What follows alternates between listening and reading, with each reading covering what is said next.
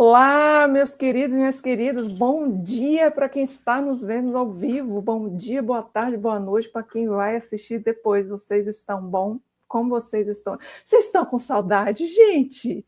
Eu estou com saudade de vocês. Ah, que coisa mais linda. Então, faz tempo que a gente não vem por aqui, desde dezembro. Então, sim, estou com saudade, mas estamos começando aí mais, ainda na temporada 1, porque não fez um ano esse podcast, vai fazer um ano em junho. Espero chegar lá para ter segunda temporada. Então, ainda na temporada 1, episódio 25, a gente vai falar sobre florestas. Então, bora, vamos juntos nessa jornada? Você está disposto, está disposta hoje? Pois põe-se, meu bem, porque está começando mais um Ambienta, sua fonte de informação, discussão e inspiração sobre tudo que acontece e envolve o meio ambiente e as atualidades que moldam o nosso planeta. Então, simbora. Antes, eu já vou dar um jabá aqui, porque a gente faz o jabá nosso, né? Se você ainda não apoia o podcast, apoia o podcast. Tem uma campanha no Apoia-se, apoia.se/ambienta. Quando ficar gravado, eu vou deixar na descrição desse vídeo, tá? E também no podcast, no Spotify. Então, já assina, apenas R$10 mensais. Você pode entrar no grupo, conversar comigo durante, antes, depois dos episódios. Você pode também participar dos episódios todo mês. Ao final do mês, a gente vai sortear, no último episódio do mês, a gente vai sortear um integrante que são assinantes para ingressar e ao vivo comigo aqui em Cores e participar ao vivo em Cores com o convidado.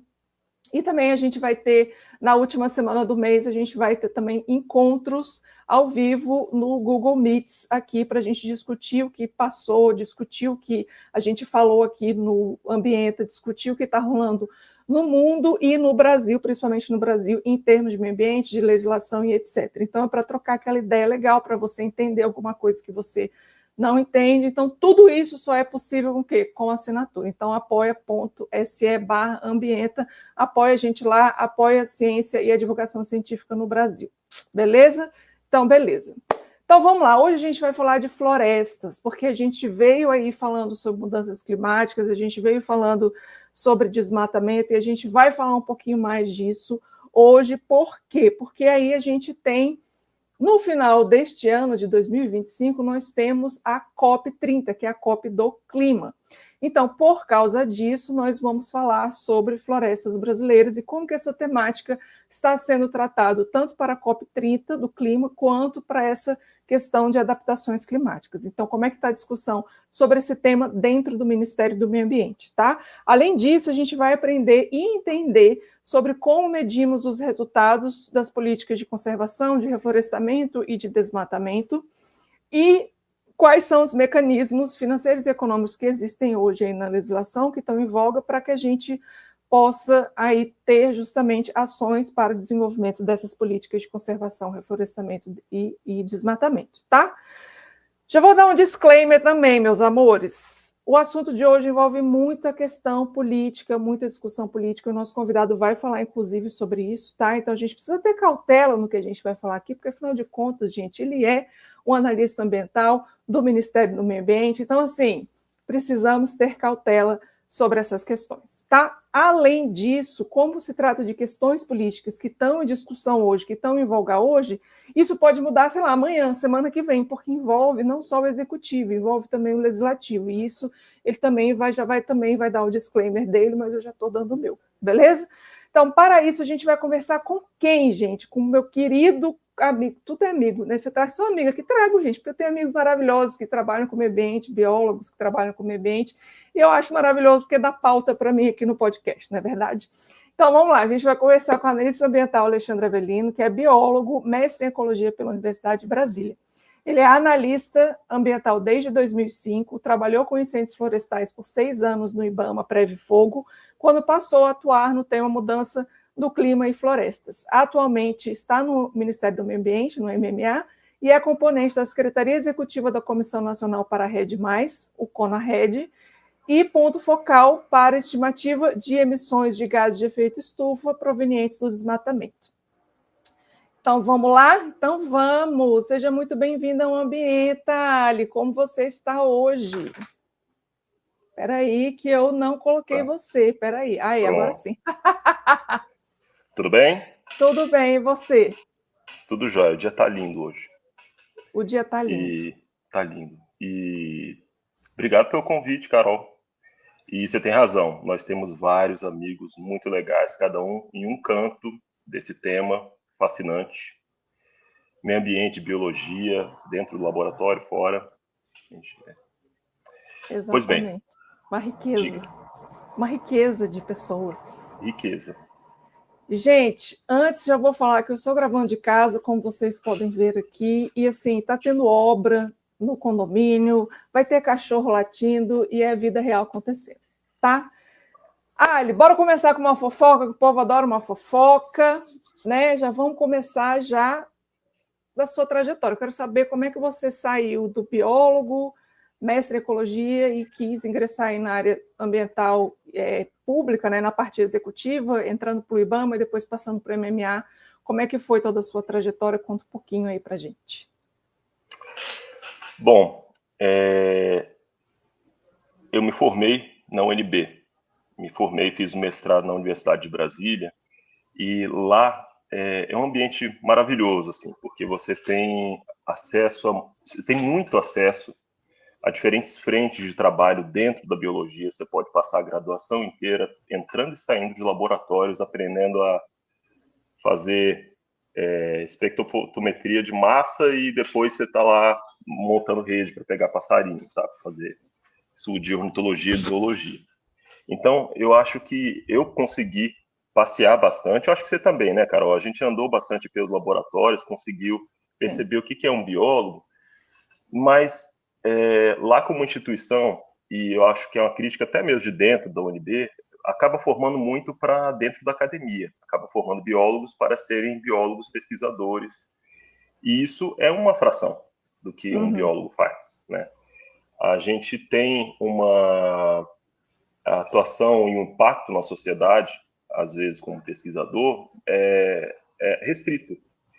E essa inquietação me deu no final da graduação, quando eu comecei a fazer licenciatura junto com a graduação e junto com o mestrado também.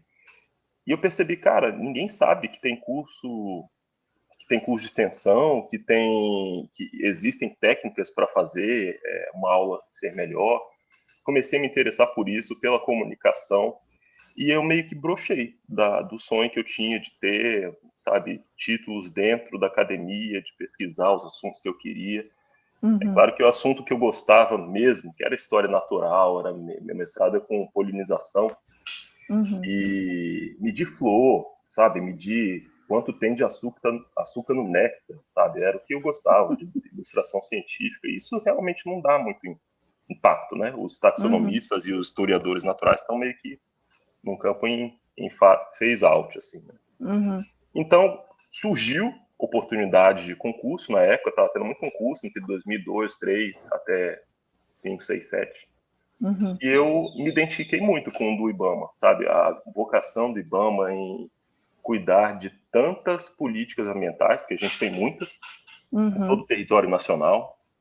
Eu gostei dessa parte do fazer, que é algo que realmente na biologia da UNB, daqui de Brasília, a gente não tinha tanto contato. E foi muito bom, foi muito bom. Entrei para o Prévio Fogo, fazendo coisas que eu nunca tinha feito na vida, viajando por lugares que eu provavelmente nunca vou voltar, porque turista não entra. Sim. Lugares Temos pegando fogo. vantagem, né? E desvantagem. E eu acho que isso me deu uma visão de Brasil, de sociedade, que me humanizou muito, sabe? Eu estava numa ideia de estudar meio ambiente, estudar o futuro do planeta muito descolado do ser humano. E quando eu vi as pessoas nos rincões do Brasil fazendo o que elas fazem há séculos, até mesmo com relação ao fogo, eu percebi, cara, não é tudo assim fácil como está no livro-texto. Isso abriu minha mente, abriu bastante. Quando eu me entediei desse tanto de viagem e do tanto de dureza, porque é duro, né? A vida na implementação das políticas é bem sacrificante. Tem gente querendo fazer o concurso, cara, façam, é divertido demais, é legal demais, você vai crescer muito, mas é cansativo. Na época eu estava querendo ter filho e tal, o PP tá aí, feliz. Feliz por eu ter saído do IBAMA, provavelmente, porque eu não estaria viajando tanto. Viajando, sim. E aí eu gostei dessa parte de deixar de só implementar a política e começar a pensar junto para fazer políticas, ou para revisar, ou para monitorar, como a gente faz melhor isso, e eu estou muito satisfeito desde então, sabe? Eu gosto demais do meu trabalho, do que a gente pode fazer. Que legal, Ana. Foca essa. Isso é muito bom, né? Eu vi, assim, essa questão de que a gente é diferente da teoria e da prática, né? A expectativa e a realidade, assim, que eu falo, em termos de implementação de política, assim, é bem diferente. E a gente só vê na prática, e infelizmente, nosso curso não nos prepara para isso. A gente só vai ver quando a gente enfrentar isso, né? Ou passar no concurso, ou, enfim, trabalhar com outras questões e outros locais que fazem implementação de política. Falando em implementação de política, e entrando no tópico que a gente está hoje, assim, conta um pouco da sua perspectiva de biólogo e de ter entrado no IBAMA, pré-fogo, toda essa sua trajetória. Conta um pouco para a gente entender, porque tem muita gente, tem muita fake news sendo espalhada, né? A gente viu aí o que aconteceu com a questão do Pix. Ai, gente, trágico, né? Mas, justamente por isso, porque tem muita fake news também falando sobre o que é mudanças climáticas, a importância da floresta, se é só carbono, se é só não é. Então, conta um pouco o que é a mudança do clima e a floresta nesse contexto, qual que é a importância da floresta, porque muitas pessoas falam que precisamos reflorestar, diminuir o desmatamento para a preservação da biodiversidade, mas muitos também estão falando só do carbono, carbono, carbono. A gente tem aí, né, um instrumento que depois a gente vai falar que saiu recente sobre isso, e acho que a gente deixa de falar um pouco da importância da floresta para a biodiversidade neste contexto só do carbono, carbono, carbono. Então, você poderia contar para a gente como é que é isso na prática, em termos de política, e essa diferença, e como é que tudo se insere aí nesse contexto? Por favor, Ali. Então tá, vou escolher um ponto para começar aqui, para abordar esse assunto. Primeiro, política pública é algo que geralmente é feito para mudar um comportamento da sociedade, né? Você tem algo que deve ser promovido e existe um incentivo para que isso seja promovido, ou o contrário, um incentivo negativo para que você deixe de fazer aquilo, você, segmento da sociedade, deixe de fazer aquilo. Quando a gente fala em convenção do clima, é uma forma de organizar os países e as cabeças e as sociedades civis para pensarem nesse desafio global, que foi bem cunhado em algumas frases. Uma delas é termos, né? Objetivos comuns, mas responsabilidades diferenciadas.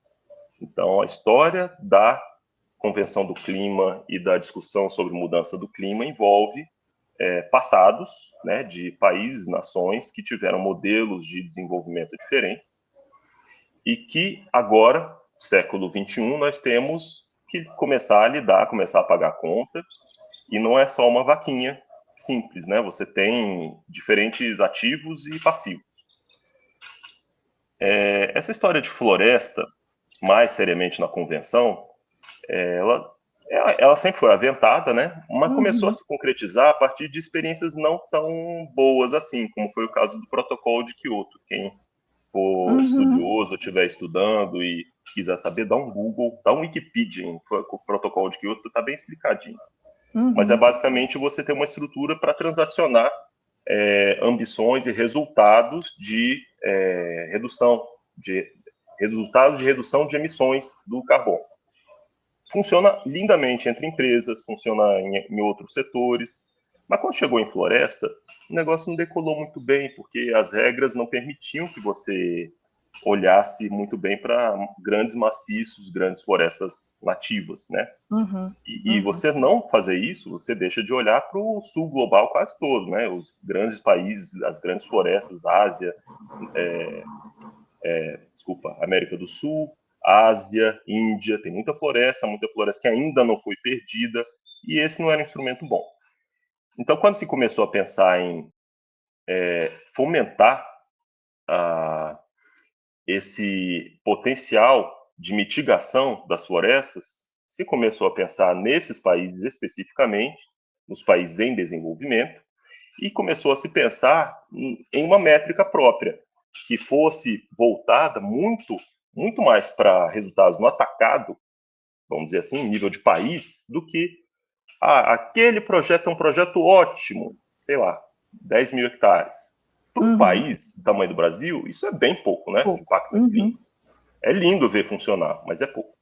Então foi bem negociado e o Brasil foi bem protagonista nisso, não só por ter muita floresta, mas por ter sistema de monitoramento, por ter um Ministério do Meio Ambiente, por ter políticas outras que não são de meio ambiente, mas já estavam de olho no meio ambiente, tem uma governança mais rica para a mudança do clima, tem inventário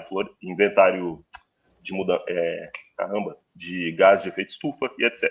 Então, o Brasil foi numa direção, nas negociações, foram quase 10 anos negociando, no sentido de garantir que fosse atingida a integridade do que fosse ali transacionado.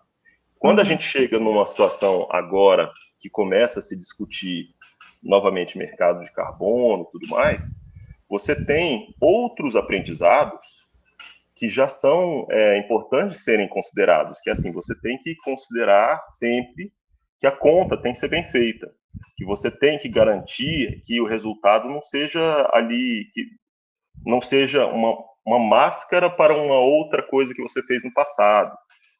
Então, assim, discutir florestas hoje envolve você necessariamente passar por como a terra é usada, por que ela está sendo desmatada, existe incentivo, voltando em política pública, para que a floresta fique?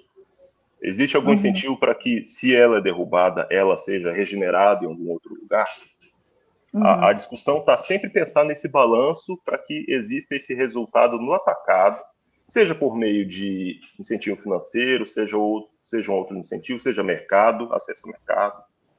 Então, a discussão está indo para esse caminho de pensar em como a gente traz esse global para as políticas nacionais. E é um desafio, porque meio ambiente, como foi um rude despertar para mim e todos nós que estudamos o assunto, não é só biologia. Tem muita política. Tem. E a Ali, gente, a Ali, eu não vou chamar ele de Alexandre, porque assim, desculpa, eu conheço ele desde a graduação, eu chamo de Ali, então eu vou chamar ele de Ali. Tá? Vocês chamam de Alexandre, apelido... eu chamo de Ali. Um apelido carinhoso. Isso, carinhoso. Tá, mas quando a gente faz... Eu sei que tem toda essa discussão justamente de trazer um campo, um escopo maior para um plano nacional. Mas quando a gente fala de mudanças climáticas, fala um pouco dessa temática, um pouco fora da política, para depois a gente entender na inserção da política, ou seja, como que você vê essa mudança climática e a importância das florestas nesse processo, para aí a gente falar das discussões que vão ocorrer na COP. Você pode falar um pouco sobre a ecologia e a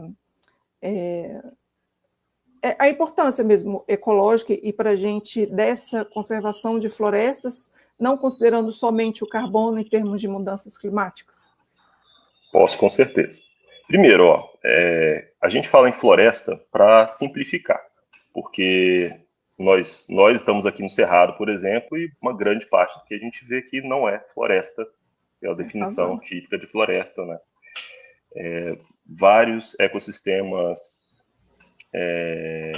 do Cerrado, eles não são florestais, mas eles têm uma importância muito grande, porque a gente está falando isso que a Carol está perguntando,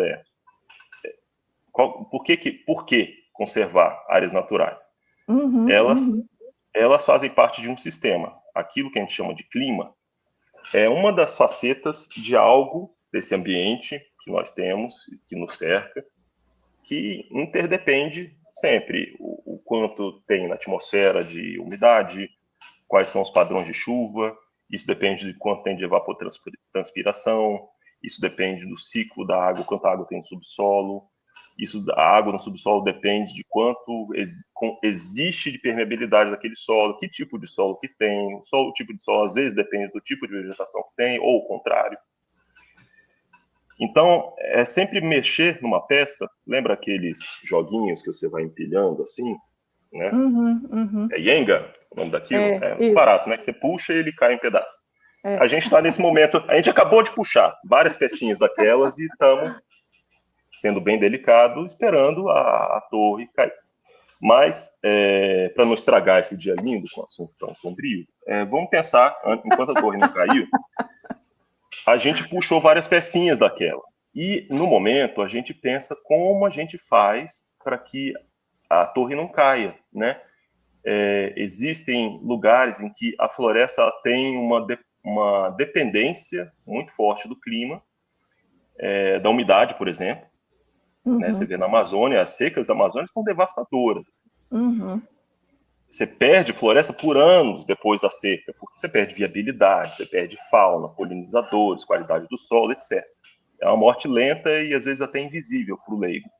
Uhum. Existem ambientes que são bem resilientes. Aqui no Cerrado, nossa, para você matar uma planta de sede aqui, Deus me livre, a bicha tem raiz até lá embaixo. A gente morre antes. A gente é muito mais sensível. Certamente, Então, são estratégias que a gente não consegue traduzir em ações diretas, porque, primeiro, não existe uma consciência sobre isso, né? A gente não é um assunto que é tratado de forma única. Acho que a gente até falou esses dias sobre isso, Carol. A gente tem a situação na previsão do tempo, que mostra, essa nuvem está aqui porque não conseguiu ir embora, não consegue ir embora por causa dessa massa de ar quente, porque não conseguiu se formar aquela zona de convergência do Atlântico Sul, blá, blá, blá. Às vezes a pessoa entende aquilo, que interessante. Aí depois vê uma notícia sobre a cheia de Santa Catarina. Aí ela vê, nossa, que horror. Aí depois vê uma outra notícia sobre a colheita que não aconteceu lá em Paulínia, no Mato Grosso. Aí, nossa, não tem conexão, né, às vezes. As coisas não são conectadas. E em alguns casos, você falou de fake news, às vezes elas são desconectadas. Tipo, não existe relação, isso é uma teoria. A gente viveu vários anos disso, infelizmente, ano passado recente. E é muito difícil de fazer isso, porque é uma crítica nossa como especialistas, nossa como biólogos. A gente ainda se comunica muito mal com a sociedade, a academia se comunica mal, a gente não consegue investir direito em extensão. Graças a Deus existe internet, o Instagram, YouTube, né? Você consegue fazer conteúdos mais palatáveis e gostosos de ouvir, mas não é essa a regra. Muita coisa a gente comunica de uma forma muito tecnicista. Então, a gente não tem ainda uma conexão entre esses eventos, ter ou não ter floresta, choveu ou não choveu, sabe, para fazer com que as pessoas que ouvem consigam refletir em ações próprias, escolher comprar de pessoas e fornecedores e produtores que têm uma preocupação com a agenda ambiental, às vezes produzam menos, às vezes reciclem, tenham programas de incentivo próprios, etc. Eu divaguei bastante, não sei se eu respondi o que você queria. Não, respondeu, porque assim, a gente não vê conexão, né?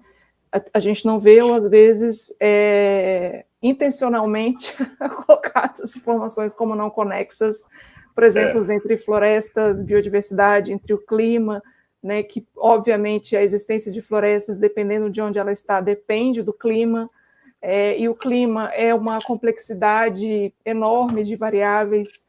Então, justamente para mostrar que não é só o carbono, né? Apesar da gente ter essa discussão, a gente sabe que a assimilação de carbono é feita assim pelas plantas, não só pelas plantas, mas pelas algas também, mas em termos de massa, nós temos maior massa, né, em florestas, por isso que falam tanto de carbono, porque é tipo uma variável que pode mostrar massa, biomassa de florestas, mas não necessariamente é a coisa mais importante. Né? Você vê que eu nem falei em carbono. O carbono está implícito, né? Exatamente. Mas a gente sempre olha para o ambiente. O ambiente só funciona. Não adianta se você tirar tudo e botar eucalipto onde foi desmatado, ou qualquer outra monocultura, sabe? O resultado não é o mesmo. Você não fica com um ambiente saudável. Vai ter carbono, assimilação de carbono, mas o ambiente vai estar pobre, vai estar fraco, vai estar instável. Né? Vai estar pobre em vários sentidos, entende? Entendo.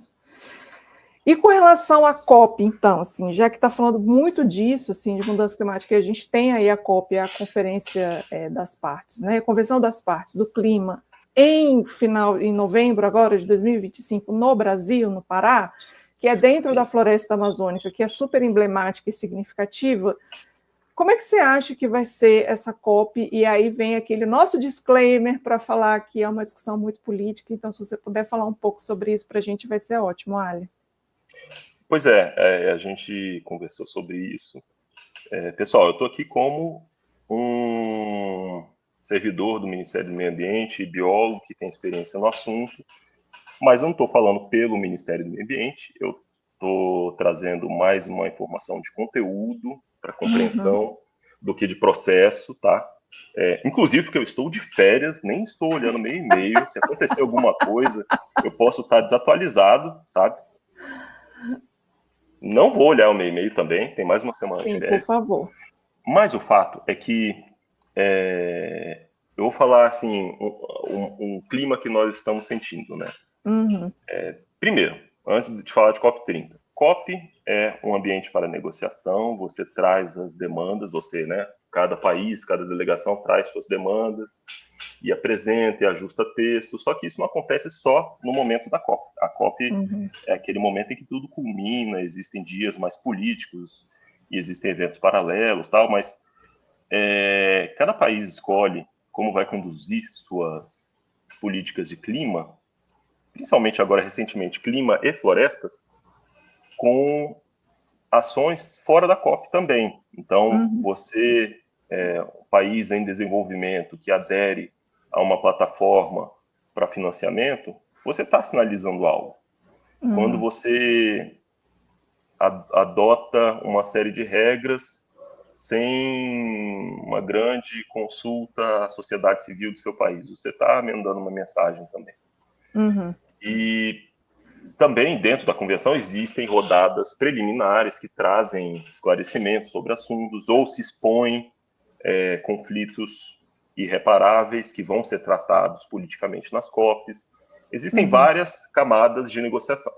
Então, quando chega a COP, você tem, é claro, um movimento muito intenso. Existem os negociadores diretos que vão lá, são mais sêniores, são pessoas muito experientes, e existem pessoas que estão ali nos bastidores e entram em sessões intermináveis, saem, voltam, conversa, evento paralelo, e assim vai. São outras movimentações dentro da COP. A COP no Pará, ela tem um simbolismo muito importante, porque o Brasil está nessa retomada de ambição de redução do desmatamento, de redução das suas emissões, e é um momento em que muitas novidades ocorrem com relação a florestas e clima, fora da convenção, dentro da convenção, fora e dentro do Brasil. A gente tem um ressurgimento dos projetos de carbono até então para o mercado voluntário. O Brasil não tem ainda. Acabou de sair um decreto trazendo as primeiras bases, né, para um mercado regulado de comércio de carbono, mercado de carbono. Mas antes disso já está havendo um movimento de terem projetos nos territórios, buscando resultados, e isso, por si só, não é ruim. O ruim é que existe também a quantidade de projetos mal feitos e projetos sem a transparência, sem obedecer regras para respeito ao conhecimento tradicional, sem participação, etc. Essas dificuldades, né, de tanto domésticas, implementar um acerto, um arranjo entre você ter ambições nacionais e ambições dos estados, das jurisdições, e ambições privadas com seus projetos, já por si só já é bem complicado. E aí, além disso, a gente tem esse ambiente de um pouco de falta de ambição. Alguns países não estão tendentes a cumprir suas NDC, que são as suas ambições de clima, né, determinadas por cada país. E isso já traz um peso para que o Brasil, sediando a COP, apresente mensagens poderosas, apresente resultados, etc. Com relação ao desmatamento, a gente está tranquilo, de certa forma, porque tivemos resultados positivos, o desmatamento voltou a cair. A gente tem sinalizações positivas até mesmo para o mercado, por conta desse decreto que vai ser regulamentado e vai ter muita discussão. Mas nós temos também movimentações da sociedade civil para fazer com que a COP olhe para eles também e suas demandas. Então, a expectativa que nós temos é que tenhamos muita tentativa de visibilidade, tentativa de emitir mensagens e de se clarificar ou até mesmo catalisar alguns processos internos nessa COP30. Não vou entrar em pauta, não vou entrar em quem está organizando, isso daí a gente já sabe, né? Casa Civil, Itamaraty e MMA estão liderando isso, mas ainda não chega na base em cada um dos ministérios, está no nível ainda mais alto nível de definir estratégia, sabe? Então, várias coisas eu não sei, não sou a pessoa certa para responder, ainda mais agora em janeiro. Não, com certeza, sim, não era só justamente para a gente tentar entender, assim, como é que está hoje dentro da sua visão. E eu preciso também falar para as pessoas que é isso que você falou, assim, são vários setores envolvidos e tem várias discussões paralelas. É o que você falou, tem uma galera que sai e vai paralelamente ali conversar ali no escurinho. E aí, às vezes, acabam fazendo acordos ali, mudam coisas ali, e quando chegam, já mudou tudo, né? Quando chega para uma discussão geral, já mudou tudo, assim. E a gente tem que lembrar quais são os setores envolvidos, porque se a gente está falando, essa NDC, galera, são as contribuições determinadas por cada país, né? Justamente que o Ali falou, de emissão, que são as ambições de cada país para a redução das emissões, né, de um determinado período, né, que é estipulado, e a lei que o Ali falou é justamente a lei 15042, de 11 de dezembro de 2024, que institui o Sistema Brasileiro de Comércio de Emissão de Gases de Efeito Estufa, o SBCE, mais conhecido como Lei do Mercado de Carbono. Então, essa lei ainda está sendo muito lida, por todos os setores, e aí quando eu falo todos os setores, são todos os setores mesmo, especialmente aqueles que emitem mais. Qual que é o setor que emite mais, gente?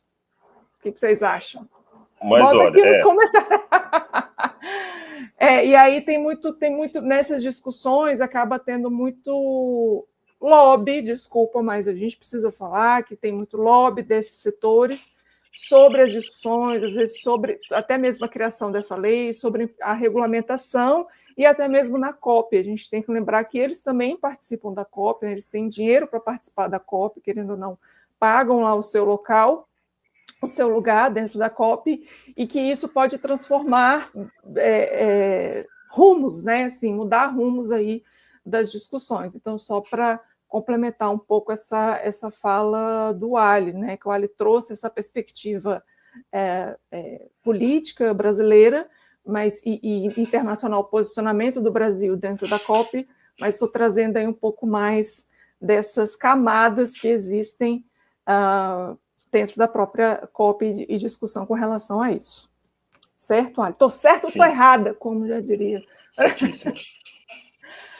Beleza, então, gente, só uma pausa, porque estamos na metade desse podcast. Então, assim, eu queria aproveitar, gente, momento de divulgação. Agora, se você não é inscrito, inscrito no canal, se inscreva no canal para receber notificações quando tiver novos episódios, tá? Então, todo sábado às 10 da manhã estaremos aqui ao vivo, em cores, nesse mesmo bate-canal, nesse mesmo bate-horário, tá?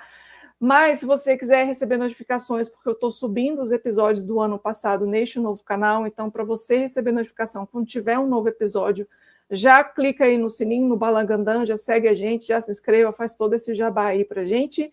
Já siga a gente no Instagram, @ambientapodcast, tá lá no Instagram, coloco tudo o que vai acontecer, né, nos próximos episódios, falo um pouco lá da minha vida e tal. E se você quiser me acompanhar no meu pessoal também, que eu também falo sobre o meio ambiente e outras coisinhas, minhas cachorros aparecem, enfim, é o @carolinidades. Então, vou colocar aqui o Instagram do Ambienta, é @ambientapodcast, então já vai lá, já segue a gente, já segue aqui também, porque eu vou divulgar tudo por lá. Além disso, se você quiser mandar e-mail com pautas, propostas de pautas, ou tirar dúvidas que não foram tiradas, você pode comentar também nos vídeos, se você quiser tirar alguma dúvida, comentar, vai ser sempre legal.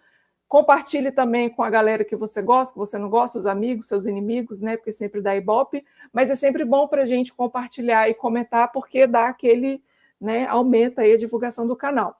Além disso, se você quiser mandar alguma coisa, pauta para a gente ou não, manda um e-mail, ambientapodcast@gmail.com, que eu respondo vocês, vou considerar, vou discutir, vou tentar achar uma pessoa legal para falar sobre isso por aqui, tá? Porque, afinal de contas, a gente está falando de meio ambiente em todos os aspectos. Lembrando que a gente não fala só sobre meio ambiente em termos políticos do executivo, né? Eu já trouxe aqui gente do legislativo, trouxe o secretário André Lima, trouxe o deputado distrital Fábio Félix, trouxe pessoas de dentro de empresas para falar de ESG, trouxe pessoas de dentro de escola, trouxe pessoas de comunidade tradicional, e eu vou continuar trazendo essas pessoas. Então, se você tem alguém para indicar que você acha legal, pode mandar por e-mail, e assunto de pauta também, ambientapodcast@gmail.com. Além disso, lembrando que tem a campanha do apoia.se/ambienta. Apoia esse podcast, ele é atualmente uma produção independente minha aqui, muito louca, porque quer falar de meio ambiente para todos, justamente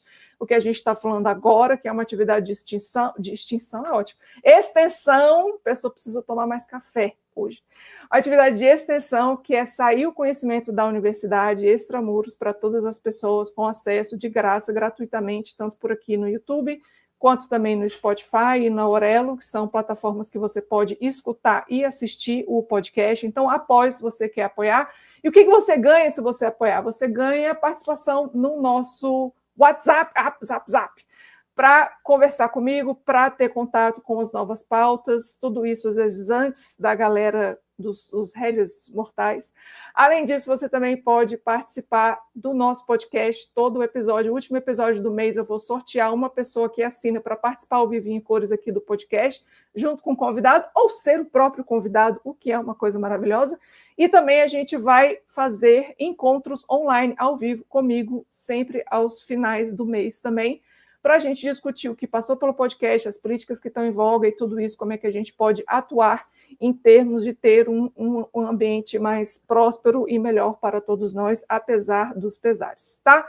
Então, já apoia a gente, apoia.se/ambienta. Cada contribuição, obviamente, é essencial para a gente continuar fazendo o meu trabalho, para eu continuar fazendo o meu trabalho, porque eu que faço tudo aqui, desde a arte, convidar, fazer agenda, tudo sou eu, sou Joe. Então, já apoio, que vai ser mara. Beleza? Então, beleza, galera. Então, vamos lá. Ali, continuando a nossa conversa e falando um pouco da COP, porque quando chega na COP, na Convenção das Partes do Clima, gente, eu já falei de COP, tá? Tem um episódio que eu falo sobre biodiversidade, falo basicamente da COP da biodiversidade, porque ano passado a gente teve uma COP da biodiversidade, que foi bem interessante, iam falar de créditos de biodiversidade, e acabou que não chegou a lugar nenhum porque não teve quórum, que diz muito sobre várias coisas, principalmente os países ricos aí, que não querem botar dinheiro nisso, que já desmataram tudo e não querem botar dinheiro. Bom, enfim, isso é uma outra discussão. Mas eu já falei o que é COP e tudo isso, então vai lá no episódio, que depois, quando tiver gravação, eu vou ver se eu consigo colocar aquele card, né? Vou botar um card aqui, tipo, e tal, sobre o episódio. Mas, se a gente pensar em relação a essas políticas nacionais de desmatamento, de reflorestamento, de conservação, como é que a gente mede isso? Ou seja, como é que a gente mostra os resultados? Tipo, você falou agora que o Brasil tem resultados, que diminuiu essa questão do desmatamento, mas como é que a gente mostra e mede esses dados e acompanha esses dados? Assim, tem algum mecanismo para medir? Tem algum mecanismo que financia ações desse tipo? Como é que funciona isso no Brasil? Espera aí que você está sem som. Pronto, agora... Espera aí, não. Agora sim, desculpa. Pronto. Existe um mecanismo principal hoje, mas antes de entrar nisso, eu acho que é importante a gente nunca perder de vista que a grande questão para a Convenção do Clima, para a Convenção e para fora, né, fora da Convenção também, para a humanidade, é lembrar que o grande boom de emissões que a gente teve no século XVIII para XIX, foi século XIX, sei lá, foi a emissão de combustíveis fósseis, a queima dos fósseis. E esse ainda é o grande tema. A gente pode entrar em vários temas dentro da convenção ou nas nossas práticas de vida, passando pela nossa economia. A gente sempre vai chegar nesse denominador comum, que é se continuarmos emitindo no ritmo ou na projeção que pretendemos emitir nos próximos anos, dificilmente a gente vai atingir valores saudáveis para manutenção dos nossos ecossistemas e tudo mais. É aquela história do até 1,5 grau que vocês já devem ter ouvido falar. Já. Aliás, tem uma postagem muito interessante, procurem lá no Instagram, quem usa Instagram aí, do Observatório do Clima, 5, 6 slides falando, por que a gente não pode passar desse 1,5 grau? E eles têm postagem também sobre o que é o IPCC, sabe? É aquela história da comunicação sintética, simplificada, bem feita. Eu gosto muito deles. Vou botar aqui o @. Isso, coloca, por favor, Carol. Mas, voltando para florestas, nesse contexto em que a grande questão, são os combustíveis fósseis, a floresta é vista como uma grande esperança de você mitigar, fazendo com que parte desse carbono que está na atmosfera em crescente, né, seja capturado na forma de vegetação crescendo. Por meio da fotossíntese, para quem não é biólogo, tá? Por meio da fotossíntese, isso é fixado no material lenhoso da planta, ou no caso das algas lá, proliferam algas, e isso deixa de ser carbono na atmosfera para ser carbono fixo, como madeira, no solo, e assim vai, né? Existe um jeito certo, mais robusto de se fazer essa conta, que esse é o grande perigo hoje, um dos grandes perigos, né? Porque a gente fala de mercado de carbono, o que é um mercado de carbono? Você deixa de emitir 1 tonelada, você reduzir 1 tonelada de CO2 para que outro, é uma licença para emitir, para que outro possa continuar emitindo. Às vezes você pode comprar mais ao ponto de você estar emitindo e ainda estar com saldo. Estar com saldo porque você adquiriu esse saldo de outro produtor daquele resultado de carbono.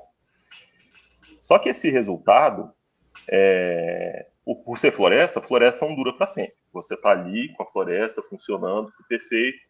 Ela pode estar crescendo por 5 anos, 10 anos, 15 anos, tadana.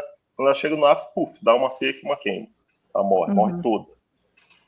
Aquele carbono todo já foi para a atmosfera. Então, a gente diz que esse é um resultado de emissão, inerentemente, ele é impermanente. Você não tem como garantir que uma floresta não queime.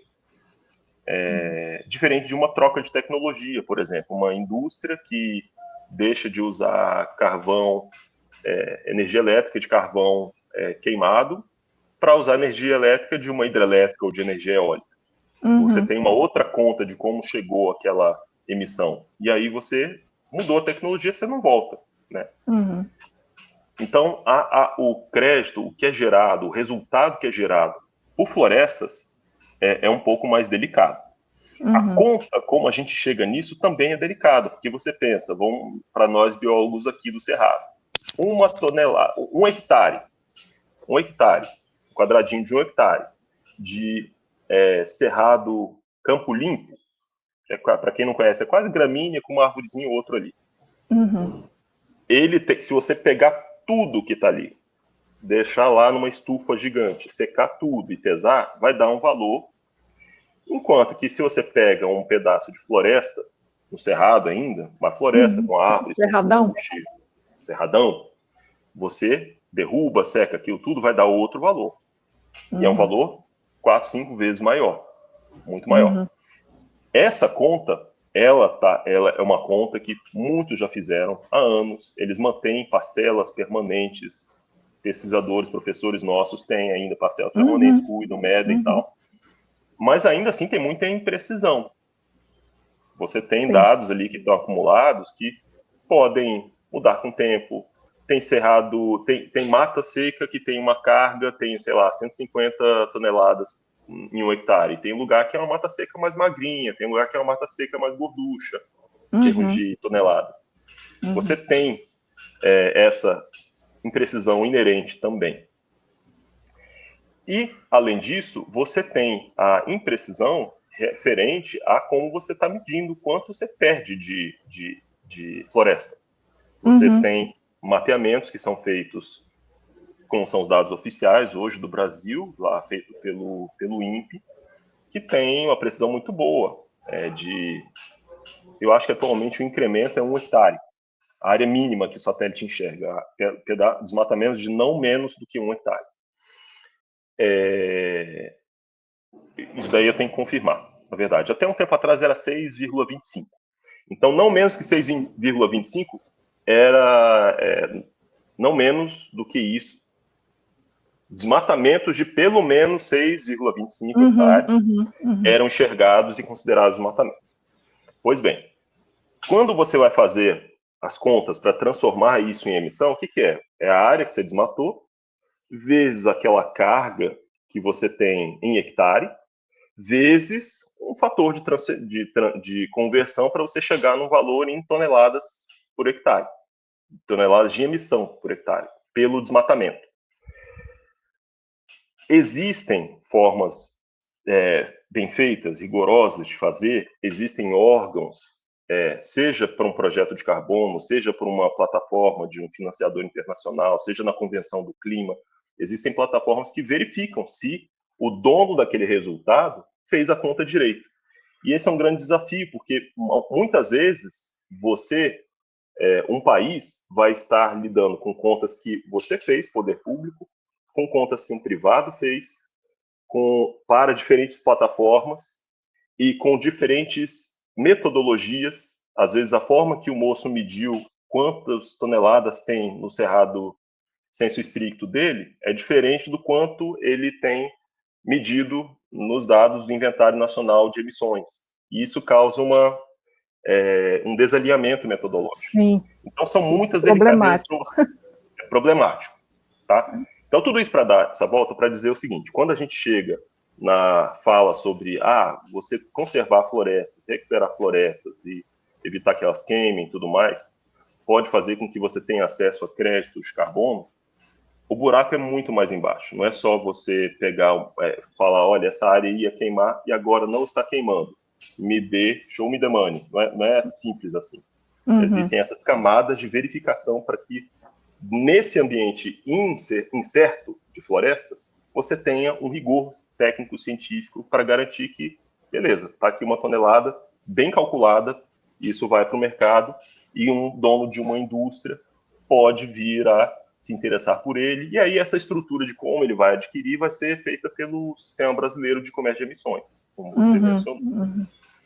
Mas isso é uma das coisas que até tem que pensar na hora de regulamentar essa própria lei, né? Essa questão da metodologia, de aferição e monitoramento.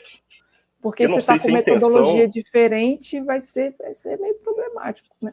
Eu não sei, como eu disse, eu estou de férias, eu não sei como que está sendo conversado sobre o nível de detalhe das orientações para MRV. MRV, para quem não sabe, é mensuração, relato e verificação. Mensurar as emissões, que passa por mensurar o desmatamento, medir quanto pesa em carbono cada pedaço de floresta.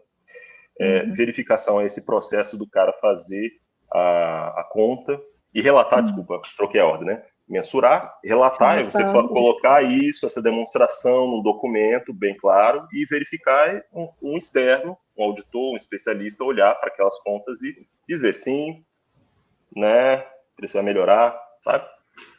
A gente não sabe o quanto o nosso decreto a lei vai ser regulamentada, o quanto de detalhe o decreto de regulamentação vai trazer.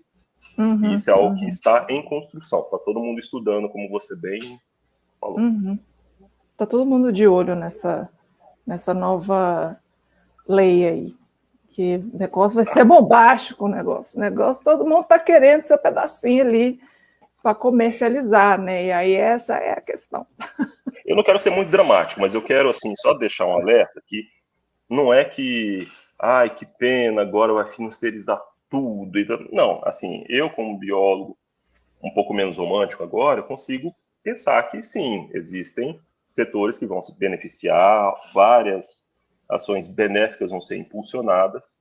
Eu tenho sempre minha dúvida, pensando em política pública, se o foco era esse ou não, sabe? Não só com relação a isso, com relação a políticas em geral. Às vezes, o objetivo do governante é uma mensagem para outro setor, é um aceno, sabe? Então, nós, técnicos, ficamos nesse nível que acabamos navegando um pouco. Mas o alerta que eu quero deixar é que não são só oportunidades. Não existe almoço grátis. Quando a gente chegar nessa fase de regulamentar, vai ter vamos ter que abrir várias portas indesejáveis de abrir, mas que, por outro lado, né, conhecimento é poder, sabe? Chega uma hora que a gente vai conseguir se alinhar em vários aspectos também. Sim, ótimo. Dá até uma levemente otimista. Ali, como é que você vê, então, falando depois de tudo isso, sim, aí na sua percepção, não de analista, mas tomando consideração essa sua vivência que você teve aí ao longo desses anos, e também sendo biólogo e ecólogo, sabendo de tudo isso, quais são as discussões mais quentes sobre o tema floresta, de desmatamento, que você espera que vai ter na COP30 aí de Belém? Você pode contar um pouco sobre isso, da sua própria visão? Como é que os temas quentes, assim, que o negócio vai ferver? Processando aqui, deixa eu ver. Eu acho que a sociedade civil está muito bem organizada, as representações de povos e comunidades tradicionais estão... dá muito orgulho, sabe? Eu, na minha vivência de formulador de política, sabe? Existem pessoas que a gente encontra, reencontra, e elas estão cada vez mais corajosas, sabe? Nas colocações, estão mais... menos pacientes, o que é bom, sabe? E eu não digo que é o tema mais quente, porque existem muitos temas quentes. O mundo está todo bem quente, né, na real. Mas... Tá, é isso que eu ia falar. Mas eu acho que vai ser um tema interessante de fazer e se reforçar essa ligação entre as políticas que reduzem, buscam salvar o planeta e tal, e os povos que mantêm os modos de vida que mantêm as florestas, sabe? E a gente está voltando, poder público, né, está voltando a ter denúncias de, por exemplo, projetos de carbono florestal que chegam de forma muitíssimo atravessada nos territórios, falando que... Como é que é isso, né? Você está lá, você é um quilombola vivendo no seu território, um território definido, com floresta, e chega um gringo com um tradutor falando, olha, nós temos aqui uma proposta para você manter o seu território, é um negócio chamado crédito de carbono, que você pode gerar aqui, e você pode, se você mantiver do jeito que está, você pode ganhar tanto, vocês, né, comunidade, podem ganhar tanto, no prazo de 25 anos. Mas ele não sabe, o quilombola, a liderança quilombola, por exemplo, não sabe exatamente o que está implicado em cada aspecto desse contrato. Tinha o contrato pronto, às vezes o contrato em árabe, sabe? Desculpa, mas difícil. E o poder público também não sabe, então ele sabe depois. A FUNAI, a Fundação Palmares, a gente não teve nenhum relato deles nos notificando, né? Mas nossos colegas do ICMBio e da FUNAI, eles estão há meses já falando com a gente, está chegando solicitação de orientação com relação ao contrato que chegou na comunidade e tal. Meu Deus. Então, essa é uma ameaça séria, porque se você, comunidade, liderança da comunidade, representante, fecha um contrato desse, para você desfazer, me parece que é uma trabalheira muito grande. Tem procuradores dizendo que tem tido dificuldade de desfazer contratos lesivos, claramente lesivos, da nossa legislação. Então, eu acho que esse tema está ficando mais quente e está tendo, ao mesmo tempo que está ficando mais quente, mais frequente, mais alerta da nossa parte, poder público, mas mais alerta da sociedade civil também. E aí eu acho que é um momento em que a COP tem que servir como uma forma de catalisar a disseminação das informações corretas, de se combater as fake news, de se garantir que a informação chegue num nível, não digo no mesmo nível, que eu acho que isso é meio tópico, sabe, mas num nível razoável, útil de informação para as pessoas que precisam usar essa informação prontamente. Então essa, não sei se eu tenho mais quente, mas essa é uma grande expectativa, que a sociedade civil chegue com várias pedras na mão para botar, sabe, nos assuntos que defendem os seus próprios territórios, porque eles defenderem os próprios territórios garantem que você tenha mais árvores, você não fica mais pensando em políticas de recompor as árvores que os ambientes naturais que foram perdidos. Você garante que os ambientes sejam mantidos por outras coisas, não é combate ao desmatamento só, é combate ao que chega para lesar aquele modo de vida, não necessariamente a árvore, aquelas pessoas que estão lá. Enfim, esse é um palpite. A gente vai ter várias outras tentativas de discursos mais verdes, mais limpos do setor privado também. Estamos no meio de um processo muito interessante, que é o do Plano Clima. Por favor, olhem, tem um dos links na descrição, que é sobre o processo de interlocução dentro do governo e com algumas consultas para o Plano Clima, que é ver como a NDC vai chegar à concretude no futuro. Muito legal e muito rico também. Então, vamos ver quem que vai ganhar a competição do que é mais quente. Em Belém. Mais do que Belém. Quem é mais quente que Belém na Copa? É isso que eu ia falar. Quem é mais quente que Belém, gente? Palmas, Tocantins, tô brincando. Tocantins é muito quente. Gente, eu morei lá 1 ano e, pelo amor de Deus, foi quente demais. Nunca passei tanto calor e olha que eu sou carioca. Mas vamos lá. Sobre essa questão, Ali, eu acho que... Muito obrigada por você falar isso, porque eu trouxe uma quilombola aqui, a Cirlene maravilhosa, no episódio 10, ano passado. Você conhece? Conheço. Gente, ela é ótima, é um amor. Eu vou assistir, não vi esse episódio. Não, assista, episódio 10, eu já coloquei. Não, vou colocar. Não, já coloquei. Tá no Spotify, mas eu acho que já está aí no procurar YouTube. Aqui. E ela fala justamente isso, assim, que ela viu um crescimento de participação. Eu perguntei isso para ela, assim, eu falei, gente, isso é ótimo, de participação de comunidades tradicionais, indígenas, enfim, dentro do aspecto político. E eu também vi, eu participei, foi em 2022, eu acho, eu participei de como ouvinte, né, como ver de da IPBS, que é uma convenção também sobre serviços ecossistêmicos e biodiversidade, e eu vi muita participação de comunidade tradicional, de lideranças tradicionais participando da discussão, na mesa mesmo de liderança, e eu achei isso fantástico, e eu achei isso que precisa cada vez mais.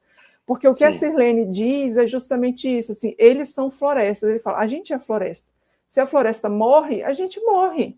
Então, assim, é uma relação intrínseca ali que eu acho que todo mundo devia perceber, na verdade, isso, porque isso vai acontecer com todos nós, não só com comunidades tradicionais, que se o ecossistema morrer, a gente morre junto também, mas é um alerta que ela traz para mostrar que eles que cuidam da floresta, esses são os verdadeiros, como você falou, são pessoas que verdadeiramente cuidam da floresta, não é só uma questão de reflorestamento, eles que fazem, não, porque eles dependem daquilo, né? Então, a partir do momento que a vida deles dependem diretamente daquilo, nós aqui ocidentais, que eu falo indiretamente, mas como a vida deles dependem diretamente daquilo, assim, eles têm que ser muito valorizados, porque eles que são os verdadeiros cuidadores das florestas, né?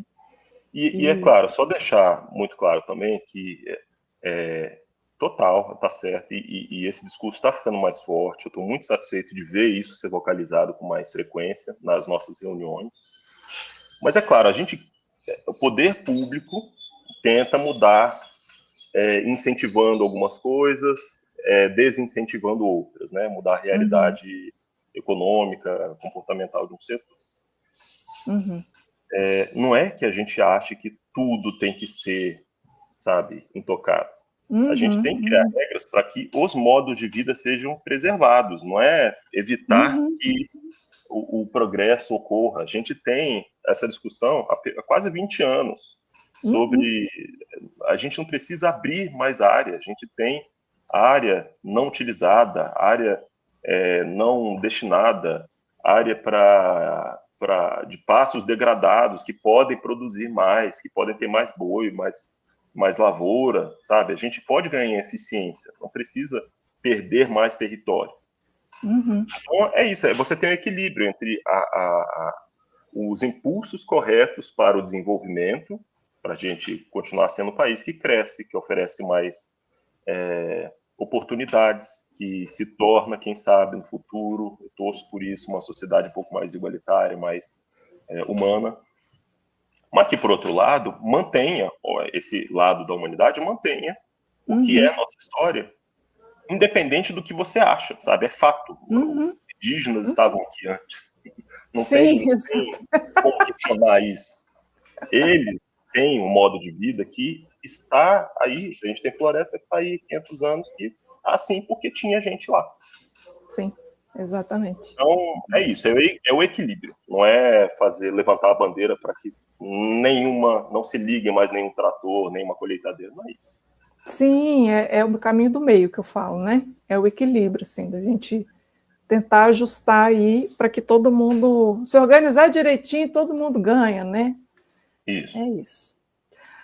Ali, muito obrigada pelas suas explanações. Estamos chegando ao final, mas ainda tem um pouquinho ainda, calma. Temos uma pergunta do Luiz Rangel, vou exibir aqui. Ele perguntou assim: excelente, Alexandre. Carol, pergunta para ele sobre as ambições do Planaveg. Antes, explique o que é o Planaveg. O Planaveg é um plano nacional para recuperação da vegetação. Eu posso estar errando na sigla aqui, vou até abrir uma colinha aqui. Planaveg. Que estava em discussão sobre como a gente vai conseguir esse componente florestal da NDC, como a gente vai conseguir fazer com que isso seja uma realidade. Angel, eu não sei falar muito do Planaveg, não, tá? Eu sei que a gente tem uma ambição muito grande, a gente tem um componente que é de garantir que esse território que está hoje em débito, ele seja, de fato, impulsionado na medida que ele precisa. A gente teve reuniões há um tempo atrás, não sei se você estava nelas, sobre o custo, sobre quais estratégias, e não existe definição nem sobre o custo. Quanto custa cada hectare recuperado mesmo no Cerrado, na Mata Atlântica, na Amazônia? A gente ainda luta um pouco com esses dados. Mas é um objetivo para que a gente tenha, para quem não é servidor, quem está por fora disso, Planaveg é o Plano Nacional de Recomposição da Vegetação Nativa, recuperação da vegetação nativa. Quem quiser pesquisar, tem o decreto 8972 de 2017. Tá? A gente tem uma comissão nacional que discute sobre quais são as estratégias. Ela tenta traçar estratégias otimizando políticas de outros setores. Então, tem uma relação com a Comissão Executiva dos Planos de Combate ao Desmatamento, que tenta tratar um pouco desse elemento de recompor as florestas nativas. E o pouco que eu sei, Rangel, é que a gente está tentando colocar isso como algo que não é mais apenas com o olhar só de quem interessa ter resultado positivo de floresta, que tipicamente é uma agenda muito do MMA. A gente tenta colocar isso numa perspectiva para além dos setores. O agro está mais de olho nisso, o mapa está muito interessado em saber tanto nessa parte de recomposição dentro de territórios privados, como da recomposição que pode ser impulsionada. Como que o setor de florestas plantadas pode crescer um pouco mais também. Como tudo pode se tornar um pouco mais integrado, essa contabilidade nacional de emissões, que não é só a floresta onde o quilombola vive, que não se deve ser aberta por qualquer motivo, sabe? Então... Angel, vou ficar te devendo informações mais detalhadas em respeito às minhas férias. Está ótimo. Depois você conta para a gente e a gente publica. Eu também vou exibir um comentário da Águida, maravilhosa. A Águida já veio aqui no episódio 7 falar sobre fogo no cerrado, porque ela é especialista nisso. E ela colocou um comentário, né? As comunidades tradicionais precisam ser assistidas pelo poder público para que possam entender os impactos desses projetos de carbono e então decidirem se querem de fato aceitá-los, né? Assim, porque acho que nem todas... concordo, nem todas são assistidas e acabam assinando achando que vão, né? Como se diz? Achando que vão ganhar alguma coisa, mas que, na verdade, acabam sendo muito impactadas negativamente, né? Obrigada, Águida e Luiz, pela participação. E Ionete também deixou um comentário, mas só deixou uma estrelinha. Ali, agora estamos caminhando para o final, e agora eu quero falar sobre o quadro que a gente tem. A gente tem 2 quadros aqui no podcast, um é Você Sabia e o outro é a História de um Pesquisador de Campo. Como o Ali, eu sei que ele é pesquisador de campo, ele já foi, inclusive, no curso de campo do Pantanal que eu fui, ele foi no ano, eu fui no ano seguinte, né, o que foi ótimo. É maravilhoso, né? Bioma, viu, Pantanal, cara? Que saudade bioma, lá. Também. Eu tenho saudade de voltar como biólogo, não tanto como turista, sabe? Eu também. Eu também. Eu estava lembrando esses dias, porque eu tenho uma amiga minha, eu tenho contato até hoje com os amigos que fizeram o curso de campo, né, comigo, e tem 2 amigos que estão, 2 não, mais de um, mas uma que eu sempre acompanho, está trabalhando no Pantanal, na UFMS, Universidade Federal do Mato Grosso do Sul, e aí eu fico vendo, eu só lembrando, gente, porque é fantástico, é fantástico. Então, Ali, justamente sobre isso, porque eu sei que você vivenciou muito o campo, né, enquanto biólogo e até enquanto analista nas suas viagens, eu quero saber se você tem alguma história divertida, algum perrengue, alguma coisa engraçada ou interessante que você acha que poderia comentar para as pessoas, principalmente para os biólogos ou cientistas ambientais que querem entrar, ou que querem entrar como na biologia, ou cientista ambiental, ou enfim, qualquer outra área que tenha pesquisa de campo, ou para a galera que já está, ou para a galera que nem sabe, tipo os economistas e outros historiadores, enfim, para a gente mostrar um pouco como é que é a vivência de um biólogo ecólogo de campo. Você tem alguma história para contar? Eu pensei em várias aqui, mas as que não machucam ninguém são as que eu estou sozinho no campo, as que não revelam ninguém, nem nada. Porque tem muita briga no campo, né, Carol? A gente sabe, vai para o campo, tem fome, tem sede, as pessoas se emputecem. Pessoas diferentes convivendo. Pessoas diferentes, né? Então, mas vamos passar essas, né? A gente pesquisou muito aqui em Brasília, cada um tinha meio que sua área, e eu, graças à minha primeira... Cara, eu tinha que deixar um abraço para ela, Dulce Rocha, minha primeira orientadora. Uma fofa, gente! Cara, que amor, cara, que eu tenho por essa mulher. Que figura, assim, fantástica. Ela é maravilhosa. Ela foi, como ela fala, minha primeira desorientadora. E foi muito assim, sabe? Ela abriu minha cabeça para deixar de olhar só para genética, para olhar para as plantas e olhar para ecologia. Hoje eu sou muito fã de ecologia por conta dela. E aí eu acabei escolhendo meu tema de mestrado, que é Biologia Reprodutiva da Arnica, que é um arbustinho super cheiroso, que tem lá na Fazenda Água Limpa, parecia um bicho lindo aqui, uma fazenda Água Limpa, um mirante que tem manchas de arnica, né? E eu fazia minha pesquisa lá, gastei minha bolsa toda indo e voltando de carro para lá. E eu ia para lá fazer minhas coletas, eu ia sozinho, porque não dá para ter ajudante de campo, né? É pouco tempo de pesquisa, né? Pouco tempo o mestrado. Sim. E lá é um cerrado rupestre, não sei se as pessoas conhecem o cerrado rupestre, é um cerrado mais baixinho, ele está mais para um campo sujo em termos de extrato, assim, né? Tem arbustos, tem algumas arvoretas, tem umas bastante rochas, pedra, bastante rocha, né? O solo, você tem um solo, mas é pouco, tem lugares que depositam um pouco mais, tal. E muito matinho que nasce no meio, assim, tá? Aquele matinho na altura da sua canela. E lá, além das arnicas, tinha muita cascavel. Elas gostam desse. Elas gostam. E a minha sorte é que, falando com alguns herpetólogos, meu professor na época, ele falava, sabe como é que você faz para não ver cobra no meio do mato? Você não anda com o herpetólogo. Aí você não vê. Aí é o professor John Hay. Eu falava, John Rei, não vou fazer isso, eu tenho que ir com a EPI.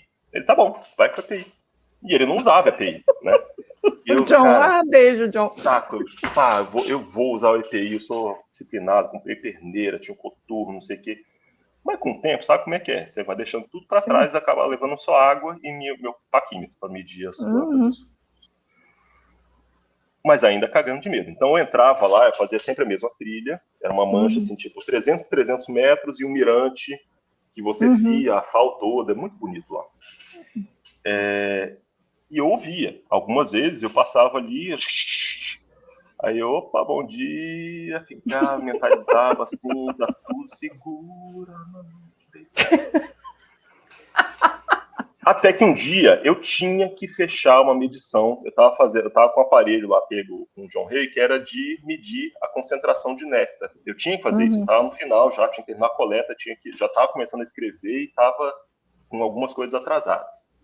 Eu lá pegando a concentração de néctar e fazendo a medida, pingava um negócio, ele dava um valorzinho. Aí eu ouvi um atrás de mim, velho, hoje não. Hoje não. E eu vi se aproximando, aí chega uma hora, eu vou ficar quieto. Eu não vou pular para lugar nenhum, porque senão vai dar ruim. Quando chega perto de mim, levanta do mato um tatuzinho. Fofo, cara. Parecia um bichinho que eu comprava no Park Shopping, assim. Lindo, olhou pra mim, assim. Eu olhei aquela cara pra ele. Ele olhou pra mim e saiu voado. Morrendo de medo, né? Do que eu, morrendo de medo de mim. Então, a partir desse dia, eu, cara, relaxei, terminei as coletas, coletei inseto, fiz minha caixa de insetos, deu tudo certo. Mas nesse dia, acho que foi o ápice da minha ansiedade sobre as cascavéis. Os outros dias eu chegava já dando bom dia, com licença, bom dia, com licença. Tá, tudo certo. Essa foi a história. Que legal. Eu fazia isso também no campo, dava bom dia para as aranhas, licença, porque eu tenho medo, né, de aranha. Eu acho que eu tenho mais medo de aranha que de cobra. E eu vi muita cobra, você falou assim, é só não andar... Aí, gente, John Rei é maravilhoso. É só não andar com o herpetólogo, é ótimo, assim. Mas quando eu fiz estágio no Sul, eu via muita cobra. Eu era a única pessoa que via cobra. A Ju, que era que estava me dando o estágio, que foi aluna da Regina também, que estava fazendo doutorado fora e campo aqui, ela não via, então quem enxergava era eu. Eu só falava, para!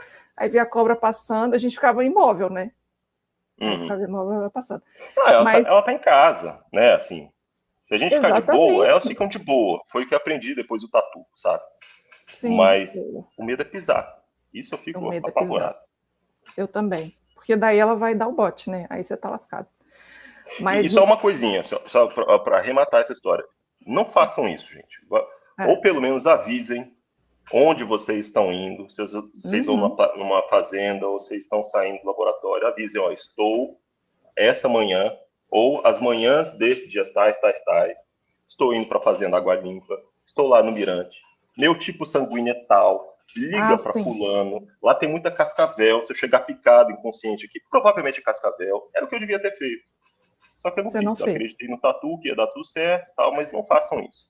Se possível, não ir para campo sozinho, é bom também, porque às vezes você só torce o pé, sabe? Às vezes um outro problema menor, você fica lá. Não precisa, tá? Não, mas isso era um risco que a gente corria muito, né? Eu não sei como é que tá hoje, mas a gente corria muito, assim. A Regina passou a pedir para que eu achasse estagiário, porque eu ia numa região antrópica, né? E passava muito homem. E eu sozinha no campo.